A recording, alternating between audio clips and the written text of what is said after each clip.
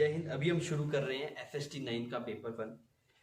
Paper को अगर आप ओवरव्यू करेंगे तो पेपर ठीक था, कुछ सवाल तो रिपीट हो गए थे जो पुराने FST के थे। और पेपर का लेवल अगर बात करेंगे मीडियम में था, मतलब टफ नहीं बोल सकते आप, मीडियम में था, सिंपल सवाल थे, मतलब मीडियम और इजी के बीच का ही था मतलब आप। तो आप इसका पहला सवाल देखेंगे, कुछ कुछ सवाल इसमें थोड़े ठीक थे, बाकी सिंपल सवाल थे, और कुछ कुछ देखे हुए सवाल आ गए ना तो वो भी थोड़ी दिक्कत हो गया। तो सबसे पहले ये 21 प्रॉब्लम है, इसने बोला गया कि 4 सोर्सेज है यहाँ पे ना, इसका नाम है कुछ S2, ठीक है, इसका नाम क्या है तेरे पास S3, ओके, इसका नाम S1 और इसका नाम S4। सबसे पहले इसने पूछा कि जो ऑब्जर्वर है वो ओरिजिन से मूव कर रहा है, कितने टाइप की फ्रीक्वेंसी सुनाई दे रही है वो हमें बताना है। V55 अगर इधर पार्टिकल मूव कर रहा है वेलोसिटी से तो इसकी वजह से एक फ्रीक्वेंसी, इसकी वजह से एक फ्रीक्वेंसी, इसकी वजह से फ्रीक्वेंसी देखिए वो ज्यादा, इसकी वजह से कम, और इन दोनों के परपेंडिकुलर तो सेम, कितना आएगा 3, तो ए सही हो गया। बी ऑप्शन की अगर आप बात करेंगे तो पार्टिकल इधर भी जा रहा है और इधर भी जा रहा है, दोनों में सेम स्पीड से जा रहा है, तो इसकी वजह से कुछ ज्यादा सुनाई देगी, सिमिलरली इसकी वजह से सुनाई देगी, इधर भी तो उतनी वेलोसिटी है तो इसकी वजह जितना यहाँ पे सुनाई देगा उतना यहाँ पे सुनाई देगा, तो इन दोनों की वजह से एक फ्रीक्वेंसी। सिमिलरली इससे दूर जा रहा है, ये भी इससे दूर जा रहा है, तो इन दोनों की वजह से भी एक फ्रीक्वेंसी, तो कितना है 2 फ्रीक्वेंसी, और उसमें 4 लिखा हुआ, इस वजह से मैच किया नहीं। फिर बोला 5 केस इधर जा रहा है, 5 केस इधर जा रहा है, सबके लिए एक जैसा केस है, सबसे एक स्पीड से दूर जा रहा है रिलेटिव अगर आप देखेंगे तो आपके पास एक फ्रीक्वेंसी आना चाहिए, तो 1 एक फ्रीक्वेंसी सी मैच कर गया। तो आपके पास जो डी ऑप्शन है, डी ऑप्शन में क्या बोल रहा है, आई में भी जा रहा है, जे में भी जा रहा है, कुछ के में भी जा रहा है, तीनों डायरेक्शन के अंदर आपके पास जा रहा है। तो आपके पास कुछ ऐसा सा बनेगा ना, वेलोसिटी आई में भी है, जे में भी है, तो एक ऐसा आएगा, एक ऐसा है, कुछ ऐसा टिल्टेड सा वेलोसिटी आपके पास बनेगा। तो अगर आप देखेंगे तो देखिए ये के है वो तो सबके लिए एक एक जैसा है, के तो सबके लिए एक जैसा हो गया। तो इसके लिए अगर आप देखेंगे तो के इधर आ गया, ये इसका अप्रोच आ गई, ये दोनों इसके लिए ऐसा आ गया, सेम इसके लिए ये भी आया के ऐसा, और ये इसकी अप्रोच आ गई। तो मतलब आप देखेंगे इन दोनों की वजह से एक ही फ्रीक्वेंसी सुनाई देगी। इसके लिए अगर आप देखेंगे तो के ऐसा इन दोनों के लिए, और दोनों से दूर जा रहा है, तो अगर कितनी फ्रीक्वेंसी सुनाई देगी आपको, 2 फ्रीक्वेंसी टोटल सुनाई देगी। तो ये बढ़िया सवाल था 41, तो 21। आइए अब आगे चलते हैं। 22 प्रॉब्लम नंबर हम कर रहे हैं, पहले आया हुआ सवाल है, अच्छा सवाल था, वापस देख लेते हैं।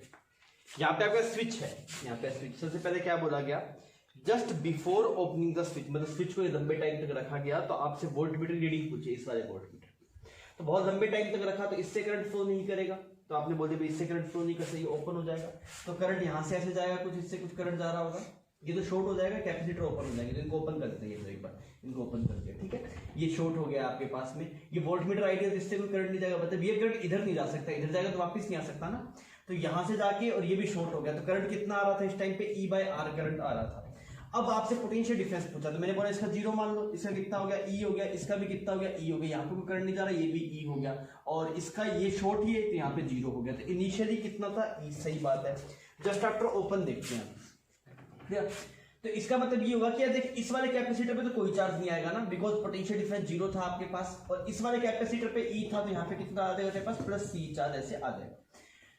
अब सवाल में देख इनिशियली ऐसा था, ये इससे E/R करंट ऐसे जा रहा था, अब जैसे तो स्विच को ओपन कर देगा, स्विच को ओपन करने के बाद क्या होगा देखना, अगर यहां से कुछ करंट आया, यहां पे कुछ गया तेरे पास I1, यहां से कुछ करंट आया तेरे पास, इसको I2 बोलते, इसमें कुछ चला गया तेरे पास I1, और यहाँ पे कुछ तेरे पास I3 करंट मूव कर रहा है, मान लेते हैं एक बार, हमने बोला इसे मान लो I2, इसमें I1, तो दिक्कत क्या हो जाएगा, यहां से तो तेरे पास आया, यहां से ऐसे कुछ करंट निकल रहा होगा, मान ले यहाँ पे कुछ तेरे पास I1 करंट जाता है, इसमें जाने से मतलब इसमें कितना जाएगा तेरे पास I1 जाएगा, यहां से अगर I1 जाएगा तेरे पास, और ये बैटरी ओपन है, तो यहां से कुछ ऐसे I2 आ रहा है, ये तो संभव नहीं है ना, मतलब इसमें जितना करंट होगा उसमें इतना करंट होगा, सिमिलरली इसमें जितना करंट आएगा तेरे पास उतना ही करंट इस पूरी ब्रांच में आएगा, ऐसा सेटअप है तेरे, मतलब ये अपने आप में आइसोलेट है, ये अपने आप में आइसोलेट है, इतनी बात समझ में आ रही है। स्विच को बंद करने के बाद में ये यहाँ पे ऐसे करंट इस सर्किट में जाएगा, इसका अपने आप में एक करंट घूमेगा। अब पूछा क्या, पोटेंशियल डिफरेंस पूछा, तो करंट E/R था आपके पास में, तो यहाँ का हम पोटेंशियल कुछ एक बार मान लेते हैं 0, यहाँ का अगर पोटेंशियल 0 होगा तो E/R करंट पोटेंशियल डिफरेंस कितना है तेरे पास 3E, तो यहाँ पे कितना बन जाएगा -3E, ठीक है। और यहाँ पे करंट कितना था तेरे पास, अगेन इसमें भी E/R था, बिकॉज इंडक्टर सडन करंट बदलेगा नहीं, तो यहाँ पे 0, तो यहाँ पे कितना आएगा -E, तो पोटेंशियल ड्रॉप कितना आया तेरे पास 2E का आ गया, तो आपने बी ऑप्शन भी सही हो गया। Long time after opening the switch, long time के बाद जब सब करंट खत्म हो जाएगा ना, पोटेंशियल 0 आना चाहिए, तो सी सही नहीं है। डी में बोला zero at every moment any moment, ये भी सही नहीं है। तो आपके दो ऑप्शन सही हो गए, option A and option B. Option B अच्छा है, आपको सही ढंग से देखना चाहिए। प्रॉब्लम नंबर 23 बढ़िया सवाल है और एक पहले पूछा जा चुका है, फिर भी हम वापस देख लेते हैं। पहले ये सवाल आ चुका है, 22 और 23 दोनों आए हुए सवाल है। इसका एक्सीलरेशन कितना है तेरे पास, एक्सीलरेशन आ गया तेरे पास 2f/m। क्या अब तो टेंशन का वेरिएशन देख, सेंटर पे देख, सेंटर वाले पॉइंट पे, सेंटर वाले पॉइंट के हिसाब से जब सेंटर वाले पॉइंट पे एफपीडी बनाएगा तो इधर कुछ एफ फोर्स वगैरह होगा, इसका मास कितना हो जाएगा m/2। तो इस पे कितना टेंशन लगे ताकि एक्सीलरेशन f2f/m आ गया, तो यहाँ पे टेंशन जीरो हो जाएगा। तो टेंशन जीरो होगा तभी आ जाएगा ना f/2f। इससे अगर तो इधर वाले पोर्शन पे जा रहा होगा, इससे इधर वाले पोर्शन पे अगर तू देख रहा होगा तो तेरे पास फोर्स लग रहा है f और यहाँ मास है कम, तो इसमें टेंशन इस तरफ लग रहा होगा ना, इतने पोर्शन में। यहाँ पे टेंशन जीरो है, इधर टेंशन ऐसे इस तरफ लग रहा है। अब तो इधर वाले पोर्शन का एफबीडी बना तो इसमें टेंशन तुझे इधर दिखाई देगा। तो ऐसा कोई सेटअप बन गया। इसमें आपके पास में क्या ये इलोंगेट हो रहा है और ये आपके पास क्या हो रहा है, कंप्रेस हो रहा है। ऐसे सेटअप हो गया ना आपके पास। अगर आप इतने पोर्शन के लिए देख रहे होंगे तो इसमें टेंशन ऐसा लग रहा है, इतने इधर वाले पोर्शन के अंदर ये सब ऐसे ऐसे ऐसे लग रहा है, ये ऐसे दबा रहा है, यहाँ पे टेंशन जीरो है। और यहाँ पे अगर आप इधर वाले पोर्शन में देख रहे हैं तो ये ऐसे पीछे खींच रहा है। आप समझ में आ रही है मेरी बात। तो आपको क्या बोल रहा था, फोर्स रिक्वायर्ड, सॉरी इसका ए ऑप्शन क्या बोल रहा है, the stress in eight the rod at the mid point. तो मिड पॉइंट पे टेंशन कितना है, जीरो, तो स्ट्रेस भी कितना है आपके पास, जीरो। तो क्या ए तो मैच नहीं किया। बी क्या बोला, stress at the rod at length l/4, l/4 पे एफबीडी बना लो, कोई दिक्कत नहीं है। l/4 इधर f बनाया आपने, l/4 फ्रॉम यहाँ से l/4, तो इधर कुछ टेंशन लग रहा होगा आपके पास। और ये कितना है, इसका मास है m/4। तो आप क्या लिखेंगे, f minus T is equal to m/4 और एक्सीलरेशन कितना है 2f/m। ये साफ हो गया आपके पास, यहाँ पे 2 आ गया। तो टेंशन की वैल्यू कितनी आ गई आपके पास, दिस इज f/2। टेंशन कितना आ गया आपके पास, f/2। तो f/2 टेंशन आपके पास इस पे आना चाहिए। और स्ट्रेस कितना आ जाएगा, f/2 divide by area. Clear. अच्छा, फिर आपसे बोला नेट चेंज इन लेंथ, तो net change in length zero आएगा। इसमें एक्सटेंशन आएगा, इसमें कंप्रेशन आएगा, बिकॉज ये इलोंगेट हो रहा है, ये कंप्रेस हो रहा है, तो ये जीरो आना चाहिए। इसमें सी मैच नहीं करेगा। फिर वो total elastic potential store in the rod, देख total stress change in length zero है, पर इसमें इलोंगेशन है, इसमें कंप्रेशन, तो इसमें भी कुछ एनर्जी है, इसमें भी कुछ एनर्जी है, तो वो जीरो नहीं है। तो इस सब सिर्फ एक ही ऑप्शन सही हुआ, दैट इज ऑप्शन ए। तो आपके पास में ग्रेविटी फ्री स्पेस में 24 सवाल में बोला है कि ग्रेविटी फ्री स्पेस में पिस्टन है, इसको पुश किया गया, पानी बाहर आ रहा है, किस स्पीड से, कांस्टेंट स्पीड है वो आपके पास v, कांस्टेंट स्पीड से बाहर आ रहा है। तो आपको बोला गया था area of the piston is much larger as compared to orifice. Okay, find the force applied, force required to applied on the piston is proportional to the big. देखिए मोमेंटम जो वो चेंज कर रहा है, मोमेंटम चेंज कर रहा है, एक साइड में कितना मोमेंटम चेंज कर रहा है वो देख लेते हैं। तो रो इसका एरिया इनटू में वेलोसिटी, ये मास हो गया और ये वेलोसिटी हो गई, तो ये फोर्स है आपके पास। एक साइड में इतने मोमेंटम चेंज कर रहा है, तो फोर्स किसके प्रोपोर्शनल होना चाहिए, v स्क्वायर के, मैच कर गया। पावर किसके होना चाहिए, पावर क्या होता है आपके पास, पावर f डॉट v होता है, तो वो कितना आ जाएगा, v क्यूब के प्रोपोर्शनल आ जाएगा। क्लियर। तो v भी सही हो गया। टाइम कितना जाएगा, टाइम के लिए आप क्या बोल रहे हैं, तो एक सेकंड में कितना लिक्विड निकल रहा है, आप देख लीजिए एक सेकंड में जो लिक्विड का वॉल्यूम निकल रहा है, वॉल्यूम कितना है आपके पास, रो AV वॉल्यूम निकल रहा है आपके पास पर सेकंड। वॉल्यूम फ्लो रेट है, this is volume flow rate. तो टाइम कितना लगेगा खाली होने में, तो वो क्या है, total volume divide by rho AV। तो किसके प्रोपोर्शनल आ रहा है आपके पास, v की माइनस इनवर्स, तो c भी सही हो गया। टोटल वर्क किसके बराबर होगा, चेंज इन काइनेटिक एनर्जी। तो इनिशियली जब रेस्ट पे था, फाइनल कितना होगा, पूरे मास को निकाल दिया तो उसकी वेलोसिटी कितनी देगी, हाफ mv स्क्वायर। तो चारों option A B C D, चारों ऑप्शन इसमें मैच करें। तो आपके पास ये बढ़िया पैराग्राफ है 25 26, थोड़ा सा कंसेप्चुअल है पर सवाल सिंपल है, तो ठीक है सवाल ये। इसमें आपको क्या बोला गया कि इस वाले जो चार्ज था इसकी वेलोसिटी इस पे t इज इक्वल टू 0 पे इस तरफ थी, और t इज इक्वल टू 0 से t is equal to t not. ये सर्कल में घूमने का मान लो मैग्नेटिक फील्ड में चला, टाइम पीरियड 2πm/qb। तो ये किसके बराबर है, t/4 के बराबर है। ये जो ये t आ गया तो t नॉट किसके बराबर है, t/4 के बराबर। तो 0 से लेके t नॉट तक तो अंदर की तरफ मैग्नेटिक फील्ड था b। तो अगर ऐसे आपके अंदर की तरफ मैग्नेटिक फील्ड था तो क्या होगा, ये सर्कल कंप्लीट करेगा ऐसे, यहाँ पे जाके यहाँ तक ऐसे, ये रेडियस कितनी होगी आपके पास, r होगी। ये टाइम होगा t नॉट। इसके बाद सिर्फ इलेक्ट्रिक फील्ड है, और इलेक्ट्रिक फील्ड किस तरफ है, ऊपर की तरफ है, सिर्फ वर्टिकल डायरेक्शन में मूव करेगा। पहला तो ये पूछा गया the speed of particle at t is equal to t not. तो यहाँ पे जो स्पीड v नॉट थी आपके पास में, इसके आगे t नॉट टाइम और चला, किसके अंदर चला, इलेक्ट्रिक फील्ड के अंदर।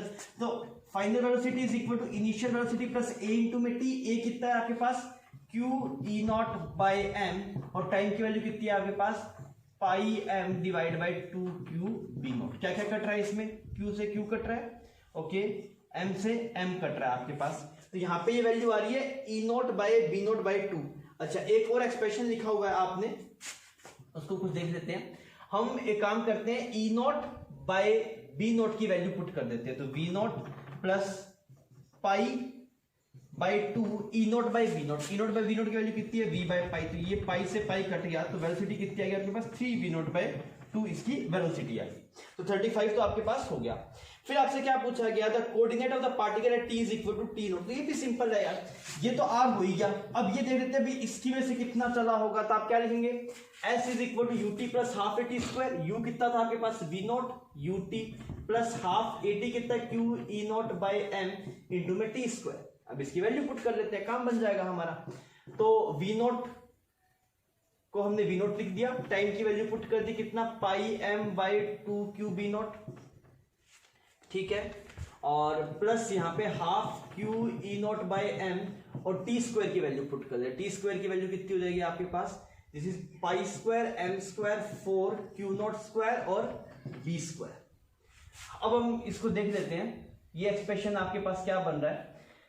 देख, ये बन गया M V by Q B, M V by Q B. तो ये रेडियस हो गया आपके पास M V by Q B. तो कितना आया आपके पास ये आर पाई बाई 2, ये वाला एक्सप्रेशन। यहां पे देखते हैं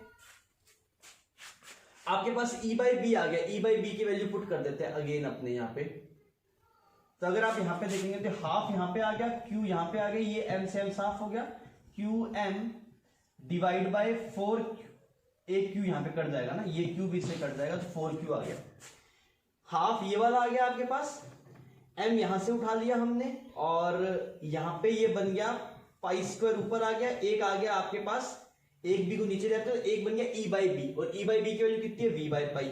तो आपने इसको यहाँ पे काट दिया। अच्छा, अब कुछ बन रहा है क्या आपके पास, ये क्या बन गया M V by Q B, M V by Q B. तो यहाँ पे क्या बन गया R pi by 2 plus M V by Q B, ये आर हो गया, तो आर पाई बाई 8। टोटल जो होगा कोऑर्डिनेट वो कितना हो जाएगा आपके पास आर प्लस आर ब्रैकेट में पाई बाई 2 प्लस पाई बाई 8। ऐसा कोई एक्सप्रेशन है क्या आपके पास, ये कुछ दिक्कत हुआ क्या। दिस विल बिकम, इसको अगर आप सोल्व कर दी वैल्यू कितनी आएगी आपके पास 85 आ गया ना, 5 पाई बाई 8। तो ऐसा आ गया आर प्लस आर 5 बाई 2। तो आपके पास कौन सा कोऑर्डिनेट, कौन सा ऑप्शन सही हो जाएगा, ए सही हो जाएगा। ये तो वाई कोऑर्डिनेट आ गया, एक्स कोऑर्डिनेट आपके पास आर है। तो सवाल सिंपल था। तो अभी हम पैराग्राफ पे हैं 27-28। इसमें आपको बोला गया एक कंडक्टर है, यहाँ पे बैटरी प्लेट्स है, इसे प्लस क्यू इसे माइनस क्यू, और इसके अंदर कुछ आपके पास नॉन कंडक्टिंग मीडियम है, जो चार्ज फ्लूइड वॉल्यूम है वो कुछ रो है। आपसे मैक्सिमम मिनिमम इलेक्ट्रिक फील्ड के बारे में बोला गया, जो मैक्सिमम इलेक्ट्रिक फील्ड है वो 2 टाइम्स है मिनिमम इलेक्ट्रिक फील्ड का। तो हम देखते हैं, थोड़ा प्रोसीड करके देखते हैं सवाल को। पहली बात तो इन चार्जेस की वजह से जो EFI आ रहा होगा वो लिख लो आप। EFI कितना सिग्मा बाय एप्सिलॉन नॉट, ये आ गया EFI, ये E नॉट है आपके पास, किसकी वजह से, इसकी वजह से, इन प्लेट्स की वजह से। अगर आप इसकी वजह से देखें तो कैसे करेंगे आप, एम्पियर सॉरी आप गोसो लगा दीजिए ऐसे ऐसे जाके यहाँ पे। तो इसके इधर जो इलेक्ट्रिक फील्ड होगा वो इस तरफ होगा, इसके इधर जो इलेक्ट्रिक फील्ड होगा वो आपके पास इस तरफ होगा।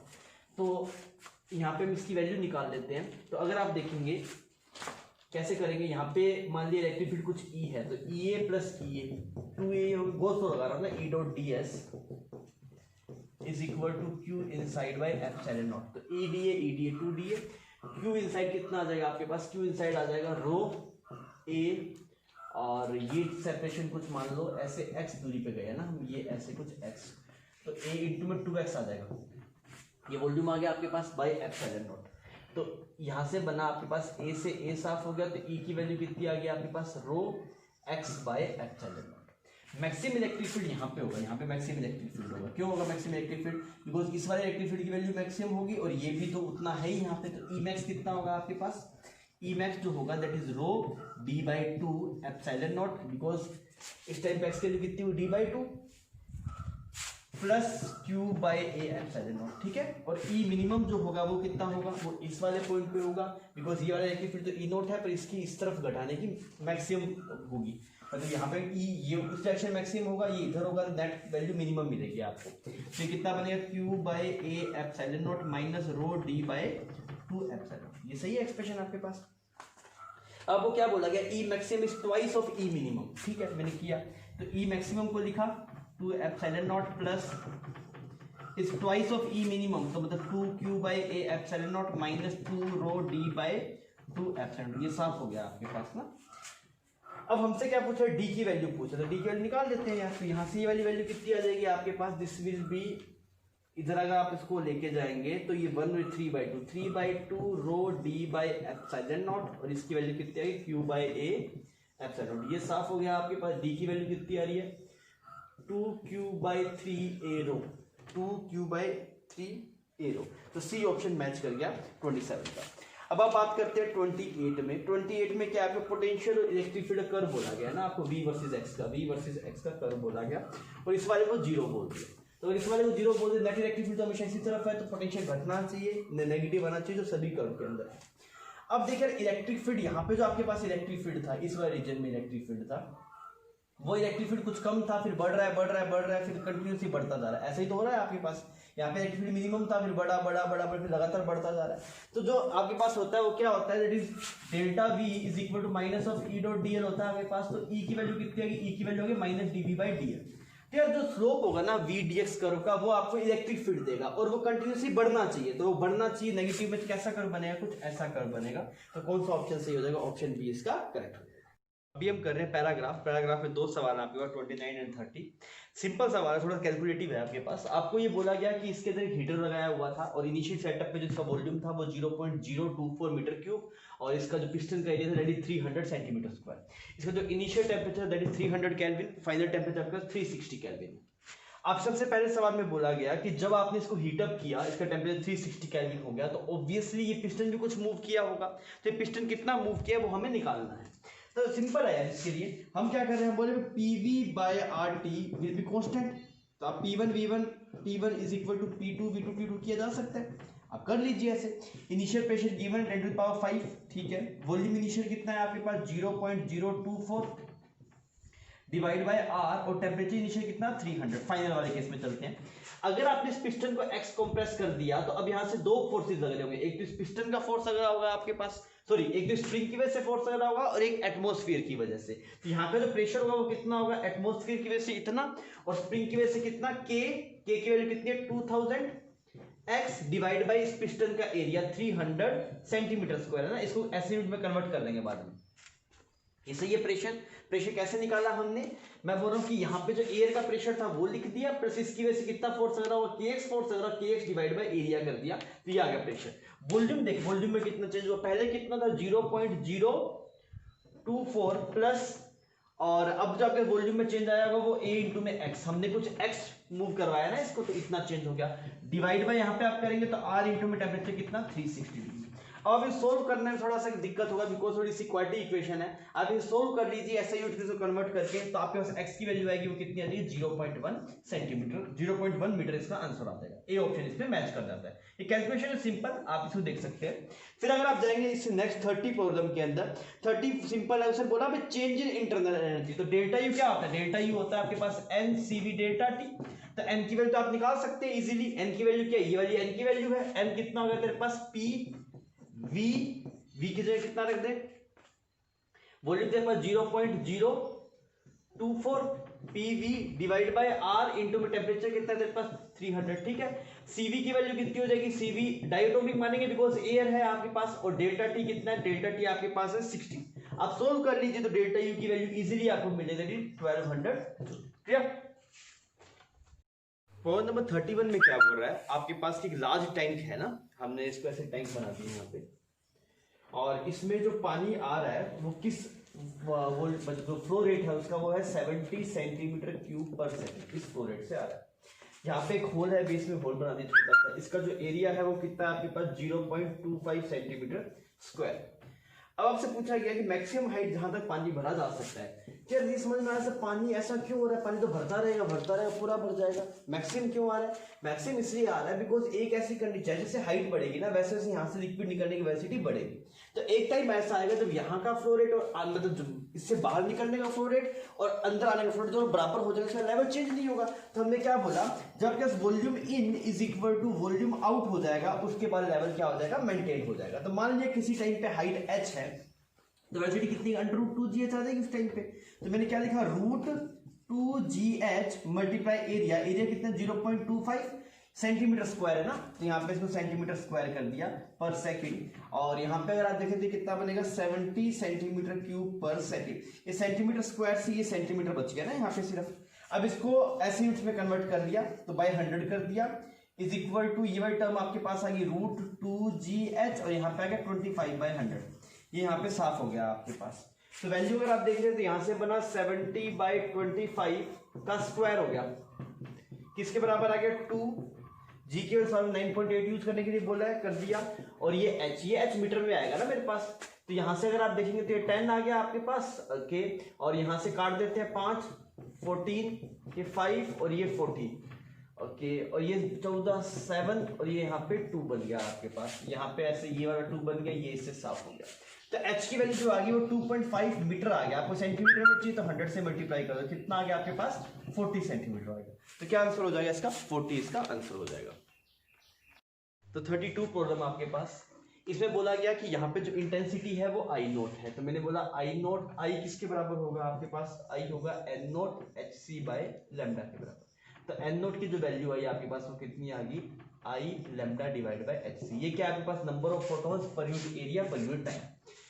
तो अगर आप देखेंगे हम इस एरिया पे बात कर रहे हैं, इस एरिया पे कितने फोटॉन्स गिर रहे होंगे, तो इस पे अगर आप देखेंगे एन नोट डैश तो वो आएगा आई लैम्डा hc मल्टीप्लाई ये एरिया कितना है πr² cos थीटा। ये इतने फोटॉन्स आपके पास इस वाले एरिया पे गिर रहे हैं।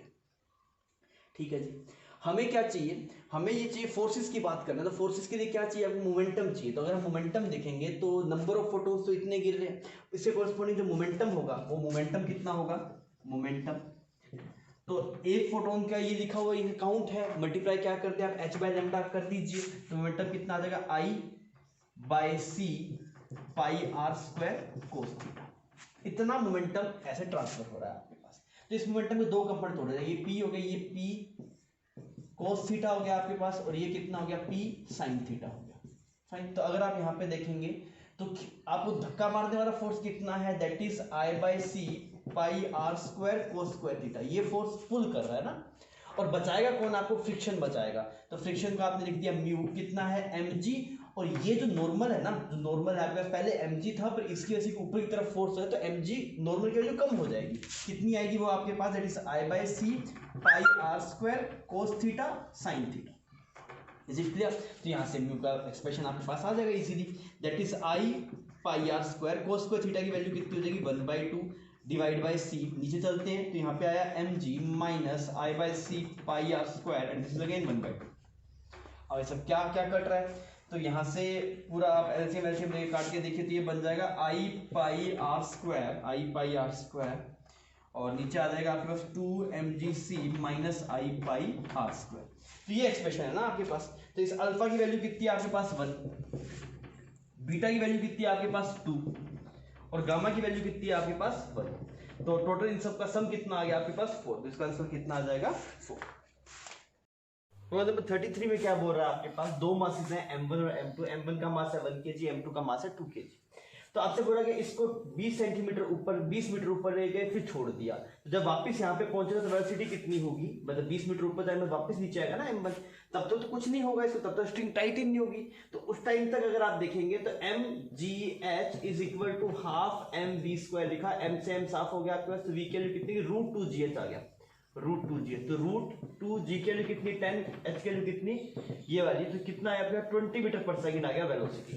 पर जैसे ये यहाँ पे आएगा तो स्ट्रिंग टाइट होगी, स्ट्रिंग टाइट होगी तो ये साथ में मूव करेगा, तो मोमेंटम कंजर्व करना पड़ेगा ना उस इंस्टेंट के लिए। जैसे स्ट्रिंग टाइट होगा तो आप क्या बोलेंगे, इनिशियल मोमेंटम 20 था, फाइनल कितना हो जाएगा आपके पास 3 × में v, तो v कितना आ गया 20/3। मतलब इसकी जो वेलोसिटी होगी वो 20/3 होगी जब ये सिस्टम एक साथ मूव करना शुरू करेगा। अब 20/3 से ये इधर जा रहा है और ये ऊपर जा रहा है 20/3 से, ऐसे सेटअप है। और इस होल सेटअप का जो एक्सीलरेशन होगा वो कितना होगा आपके पास, दैट विल बी 10/3 ना, दिस विल बी 10/3 मीटर पर सेकंड स्क्वायर। अब आप देखिए इसको रुकने में कितना टाइम लगेगा, तो आपने लिखा v is equal to u plus 80, और तो आपके इससे करेंगे 10/3 इंटू में t, ये साफ हो गया आपके पास, तो कितना 2 सेकंड। तो 2 सेकंड तो इसको ऊपर जाने में लगेंगे, जाके मैक्सिमम पॉइंट तो फिर रुकेगा, फिर वापस नीचे आएगा, और 2 सेकंड नीचे आने में, टोटल टाइम कितना हो जाएगा आपके पास 4 सेकंड टाइम होना चाहिए। क्लियर? तो आपसे ये बोला गया कि इस मास की वैल्यू कितनी हो ताकि होल सेटअप इक्विलिब्रियम में रह सके, इसकी मैक्सिमम वैल्यू पूछी है।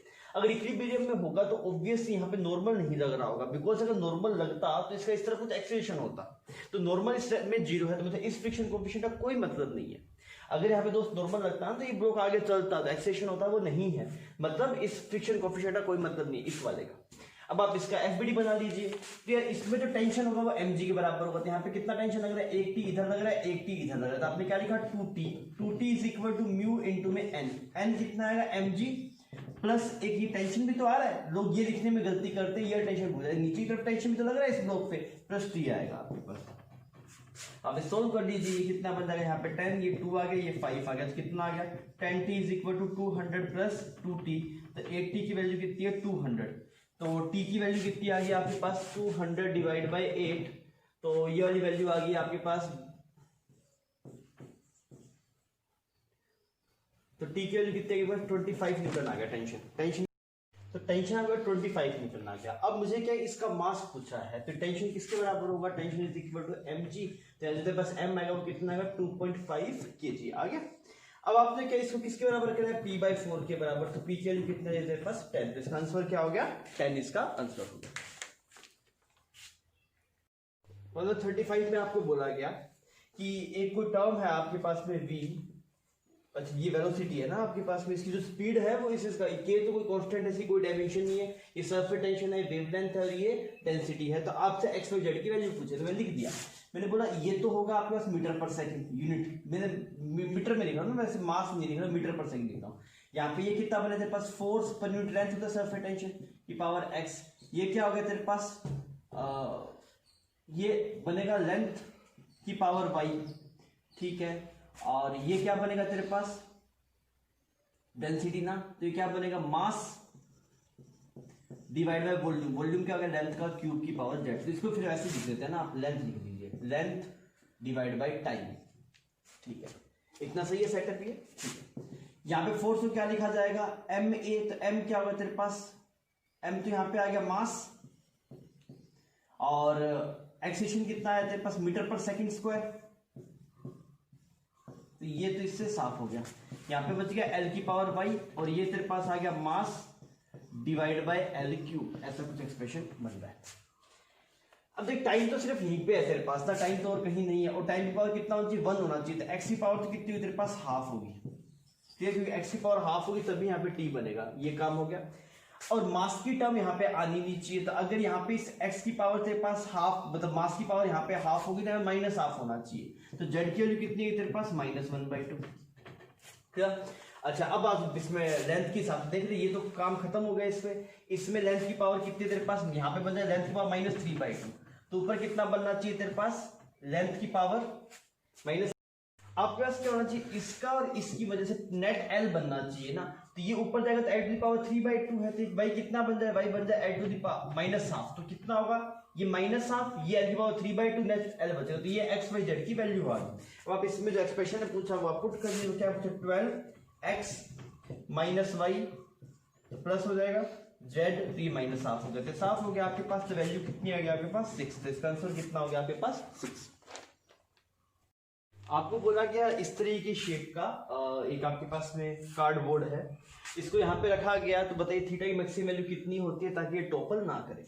तो मैंने बोला यार एक तो mg sin थीटा लग रहा होगा ना आपके पास, इस तरफ खींचने वाला फोर्स mg sin थीटा कितनी हाइट पे लग रहा होगा, a/2 पे लग रहा होगा, तो इस वाले पॉइंट को वो टॉपल करवा रहे हैं ना, तो एक टॉप तो है mg sin थीटा a/2, एक जो आपके पास इस तरफ लग रहा होगा वो क्या लग रहा होगा mg cos थीटा, पर वो कहाँ पे लग रहा होगा सेंटर पे लग रहा होगा, सेंटर ऑफ मास कहाँ पे है इसका, इन दोनों बोर्ड्स का, तो यहाँ पे आ गया आपके पास क्लियर, कितने पे ये 2m मास मान लिया ना, इन दोनों इसका m मान लिया, इसका m मान लिया, इसका कितना हो गया आपके पास m, और ये लेंथ कितनी है l/2, तो यहाँ से सेंटर कितनी दूरी पे लाई कर गया, तो आप क्या बोले 2/3 इंटू में l/2, तो l/3 दूरी पे यहाँ पे सेंटर है, ये डिस्टेंस कितनी आएगी l/3, सेंटर ऑफ मास निकाल सकते हैं ना इसका, और mg कहाँ पे लगता है, हम mg को थीटा को कहाँ लगता है वो मानेंगे इसके सेंटर पे, टॉप देखने के लिए, टॉप देखने के लिए आप कहाँ mg को लगता है वो मानते हैं सेंटर पे मानते हैं, तो mg का एक कंपोनेंट ये तोड़ दिया, अभी इसको देखते हैं, तो यहाँ पे कितना है mg cos थीटा इंटू कितना आपके पास l/3, ये दोनों टॉप बराबर होने चाहिए, तो इसको इसके बराबर कर दिया, ये कितना था mg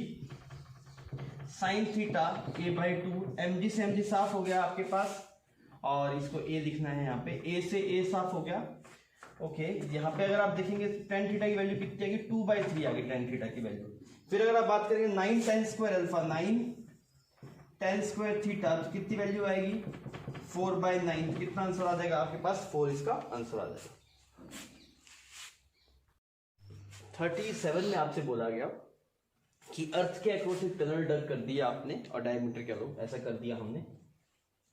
अब बोले रेडियस जो है अर्थ की वो r है, इसका मास कुछ m है। एक पार्टिकल को टनल के अंदर प्रोजेक्ट किया गया यहाँ पे फ्रॉम वन एंड, वो वेलोसिटी गिवन है ये, तो इसकी मैक्सिमम वेलोसिटी कितनी होगी, मैक्सिमम वेलोसिटी कब होगी, यहाँ पे आएगा तब मैक्सिमम होगी, इसके बाद वापस कम होना शुरू हो जाएगी, ऐसे ही होगा आपके पास। तो ये सिंपल सवाल था एक्चुअली, ऐसे पार्टिकल ऐसे मोशन करता है ना आपके पास, हमने देखा हुआ है। तो यहाँ का आप मतलब एनर्जी कंजर्वेशन लगा दीजिए, यहाँ पोटेंशियल एनर्जी कितनी -gm/r, काइनेटिक एनर्जी कितनी 12 mv² 2gm/r। यहाँ की पोटेंशियल एनर्जी का फॉर्मूला था वो बड़ा सा एक्सप्रेशन आपको याद होना चाहिए, दैट इज -3/2 gm/r आएगा सेंटर के ऊपर, प्लस 12 mv²। ये 2 से 2 आपके पास साफ हो गया। और यहाँ पे अगर आप ये सोल्व करेंगे वैल्यू कितनी 1/2 gmm/r, और ये वाला एक्सप्रेशन कितना आ रहा है gmm/r is equal to 12 mv²। m साफ हो गया आपके पास, ये 3/2 gm/r is equal to 12 v², half से आप साफ हो गया, तो एलसीटी कितना आ गया आपके पास √3 gm/r, जिसका आंसर कितना हो जाएगा, इसकी वैल्यू पूछी थी, ये वैल्यू कितनी आ जाएगी आपके पास 3, तो आंसर कितना हो जाएगा 3। 38 प्रॉब्लम आपके पास ठीक सवाल है। इसने बोला कि अब पहले जैसे सिंपल बोर मॉडल में क्या था, इलेक्ट्रॉन रिवॉल्व कर रहा है एक प्रोटॉन के अराउंड, यहाँ पे एक प्रोटॉन मान लेते हैं ना, जैसे प्रोटॉन के अराउंड इलेक्ट्रॉन रिवॉल्व कर रहा है।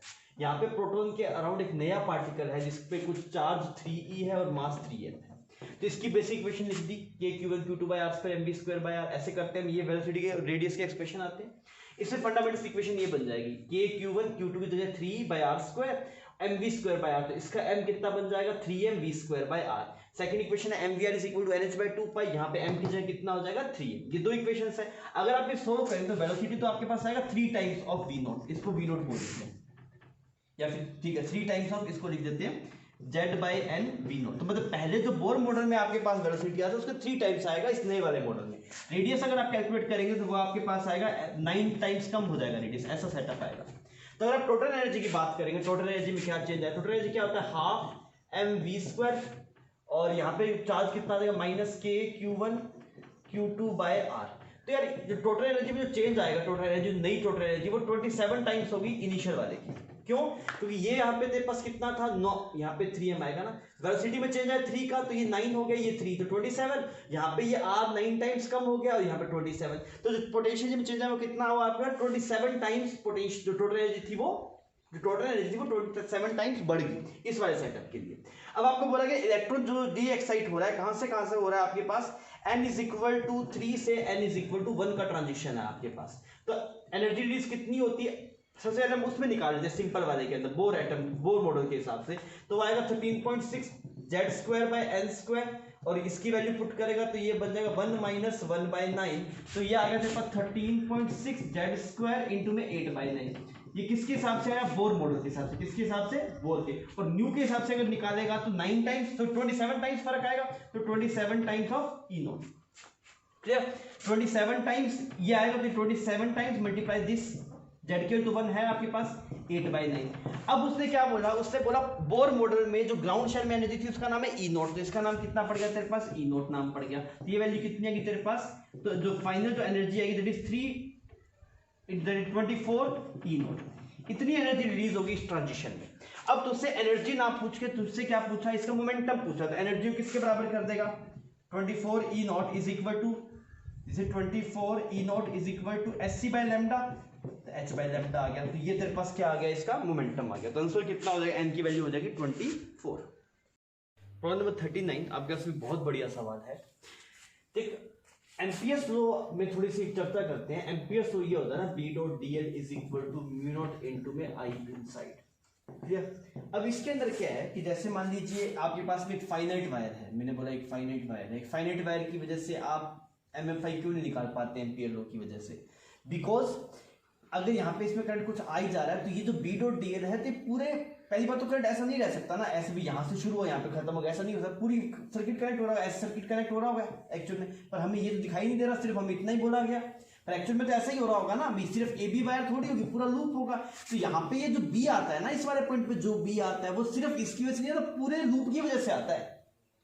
तो अगर आप इनफाइनाइट केस में आप ले लेते हैं, बिकॉज इनफाइनाइट केस में क्या होता है, ये वाली जो डिस्टेंस है इससे बहुत बड़ी हो जाएगी ये वाली, क्योंकि इनफाइनाइट ऊपर जाके मिलेगा, ये भी इनफाइनाइट होगा, ये भी इनफाइनाइट होगा। इसकी वजह से क्या होता है आपके पास में कि इन दोनों की वजह से बी आपके पास कुछ आता नहीं है, पर एक्चुअली में आ रहा होता है, किसकी वजह से आ रहा होता है, पूरा लूप की वजह से आ रहा होता है। तो इसी कंसेप्ट को यूज करते हुए यहाँ पे सोल्व किया गया। इस सवाल में क्या बोला गया आपसे, यहाँ पे ऐसे ही एक्सिस बना दिया, यहाँ पे ऐसे ही एक्सिस है आपके पास, और इससे ऐसे कुछ आई करंट का ऐसे शो कर दिया, इसको नाम कुछ एक्स एक्सिस है, ये ऐसे कुछ वाई एक्सिस है, और एक आपके पास में लूप है वो एक्स जेड प्लेन में, ऐसे यह लूप बना दिया एक्स जेड प्लेन में। कितनी रेडियस है इसकी, √3r इसकी रेडियस है। आपसे पूछा गया कि इसका नाम ए बोल देते हैं, इसका नाम कुछ बी बोल देते हैं, इस वाले पॉइंट का नाम कुछ ओ बोल देते हैं। आपको ये बोला गया कि इस ए ओ बी लूप की वजह से इस सर्कुलर लूप में आने वाला बी डॉट डीएल कितना होगा। अब यार पहली बात, आप सिर्फ इतने के लिए सीधा नहीं बोल सकते B dot DL is equal to mu into में आई इनसाइड, वो नहीं आएगा, क्योंकि पहले बार सर्किट कंप्लीट करना पड़ेगा। अगर आप सर्किट ऐसे कंप्लीट कर देंगे, ऐसे कंप्लीट कर देंगे, तो यहाँ पे जो बी डॉट डीएल आएगा वो म्यू आई आएगा, पर किसकी वजह से आएगा, इसकी और इन दोनों की वजह से मिला के। तो हमने क्या किया, हमने इसको ऐसा जोड़ा कि जो इसका दूसरा पार्ट होगा उसकी वजह से बी डॉट डीएल निकाल ले, नेट का पता होगा तो हम कर पाएंगे। तो हमने इसको ऐसे जोड़ा, ऐसे जोड़ दिया, इसमें करंट ऐसे आई मान लिया। अब लूप कंप्लीट है, अब आप लगाइए बेफिक्र। तो आपने बोला बी डॉट डीएल, इन दोनों को मिला के कितना, जीरो हो जाएगा, बिकॉज आई जा रहा है, आई आ रहा है, इज इक्वल टू जीरो। किस किस की वजह से, ड्यू टू एओबी प्लस किसकी वजह से, एबी की वजह से। ये बी डॉट डीएल एओबी की वजह से, और ये किसकी वजह से आपके पास, एबी की वजह से। अब काम करके देखते हैं यार, आपको एबी की वजह से आप निकाल लीजिए, तब आपको एओबी की वजह से मिल जाएगा। मैंने बोला एबी की वजह से यहाँ पे बी कितना होगा, तो बी कैसा निकाला, ऐसे एक वायर है आपके पास में, और यहां से कितनी दूरी है, √3r, और ये रेडियस कितनी है r, तो ये वाला एंगल कितना हो गया 30, और ये वाला भी कितना हो गया आपके पास 30। तो अगर आप b देखेंगे, b आएगा μ0/4π I/d integration of sine theta, integration of cos theta d theta twice of sine theta, कितना बन जाएगा 1 बन जाएगा। तो b की वैल्यू कितनी आ गई, μ0/4π I√3r, ये आपके पास b आ गया। तो अगर आप यहां पे बी डॉट डीएल देखेंगे, बी डॉट डीएल जो बनेगा तो कितना बनेगा, ये तो बी आ गया आपके पास, मल्टीप्लाई इसकी पेरीफेरी, तो कितना है वो 2π√3r, ये साफ हो गया आपके पास, यहाँ पे 2 आ गया। तो यहाँ पे ये आया था आपके पास किसकी वजह से, ए बी की वजह से, तो एओबी की वजह से भी इतना ही होगा,